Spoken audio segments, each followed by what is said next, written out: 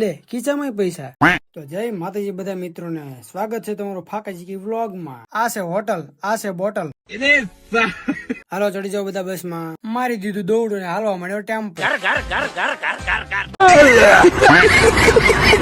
આ તો મજબૂરી બસ માં બેવું પડે છે, નકર હું તો ફોર્ચ્યુનર વગર ભાવનગર જાતો જ નથી ભાઈ. અચ્છા